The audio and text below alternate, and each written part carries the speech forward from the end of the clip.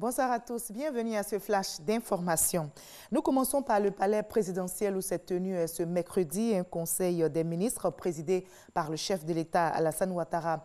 Plusieurs décisions ont été prises. Le gouvernement annonce notamment la réhabilitation du tronçon Bouaké-Kanaolo, la construction de l'université de Bondoukou dans le cadre de la décentralisation des universités et le recensement général de la population et de l'habitat en 2019 dont la phase pilote est prévue en novembre. Je vous propose un extrait du communiqué lu à l'issue de ce conseil des ministres par le porte-parole du gouvernement, Bruno Koné-Nabagny. Au titre du ministère des Affaires étrangères, en liaison avec le ministère du Plan et du Développement, le Conseil a adopté 2 décrets.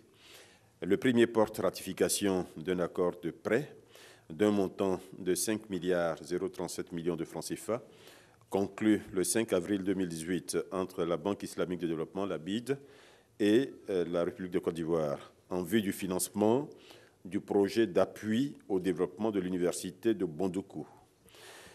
Le deuxième décret porte, lui, ratification d'un accord de prêt d'un montant de 61,791 milliards de francs CFA, conclu le 5 avril 2018, toujours entre la BID, la Banque islamique de développement, et la République de Côte d'Ivoire, là aussi en vue du financement du projet d'appui au développement de l'université de Bondoukou. Ce projet s'inscrit dans le cadre du programme de décentralisation des universités. Il contribuera à améliorer la capacité d'accueil, la qualité de l'enseignement supérieur et de la recherche scientifique dans notre pays. Et plus précisément, ce projet va concerner la construction de la nouvelle université de Bondoukou, d'une capacité d'accueil initiale de 3000 étudiants, ainsi que la construction d'une résidence de 1000 chambres pour le logement des étudiants. Il est également prévu la construction d'une cinquantaine de logements pour les enseignants, chercheurs et personnels de l'université, et 5 logements de fonction pour les responsables de l'université. Donc le top départ est définitivement donné pour la construction de l'université de Bondoukou. Il est prévu que cette université soit achevée et que les personnels soient mis à disposition pour la rentrée scolaire 2020-2021, donc pour septembre 2020 à peu près. Après le CEPE hier, place au BEPC ce matin. Notez qu'avant cela, désormais en Côte d'Ivoire, donc le démarrage des épreuves orales du BEPC, session 2018, ont démarré ce mercredi par l'épreuve orale d'anglais. 400 326 candidats répartis dans 677 centres d'examen sur l'ensemble du territoire ivoirien sont concernés.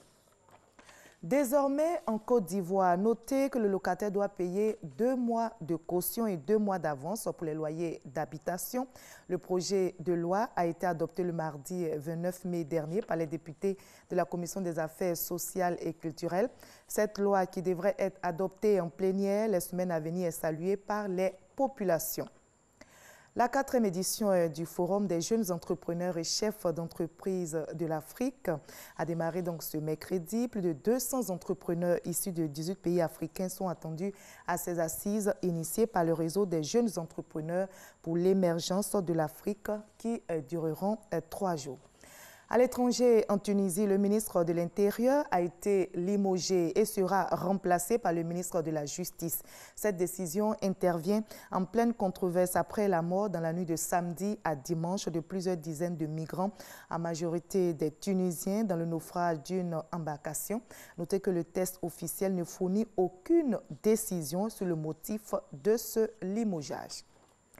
Le Parlement éthiopien a levé hier mardi 5 juin l'état d'urgence qui avait été instauré le 16 février dernier pour 6 mois. Cette décision est interprétée comme un nouveau signe d'apaisement du régime et du Premier ministre. Les parlementaires ont donc adopté cette mesure en raison de la stabilité et du calme régnant dans le pays. On va se retrouver à 20 h pour la suite de l'actualité, mais déjà juste après ce Flash Info, suivez l'info régionale qui vous donne toutes les nouvelles de nos régions ici en Côte d'Ivoire.